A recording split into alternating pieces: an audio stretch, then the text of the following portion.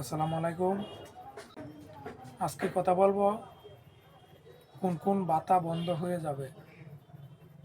অর্থাৎ আমরা জানি আওয়ামী লীগ সরকার দেশের অসহায় দরিদ্রদের জন্য নানানভাবে আর্থিক সাহায্য সহযোগিতার ব্যবস্থা করেছিলেন। তো এখন কথা হচ্ছে আওয়ামী লীগ সরকারের পতন ঘটার পরে নতুন সরকার কি তাদের ভাতা বন্ধ করে দেবে কিনা।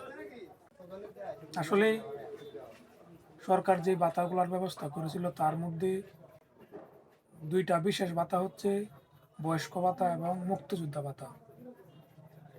তো এখন অনেকেই মনে করতেছে ওইসব ভাতাগুলো কি বন্ধ হয়ে যাবে কিনা। তো আমি যেহেতু ভাতা নিয়ে ভিডিও আপলোড করে থাকি আমার ইউটিউব চ্যানেলে, বেশিরভাগ আমি আমার নিজের মতোভাবে সকল খবর এবং সকল কিছু অনুসন্ধান এবং বিশ্লেষণ করে ওইটাই বুঝলাম ভাতা বন্ধ হবে না। হয়তো সাময়িক সময়ের জন্য অসুবিধা হতে পারে এবং ভাতার পরিমাণ কমায় আনতে পারে, কিন্তু ভাতা বন্ধ হবে না।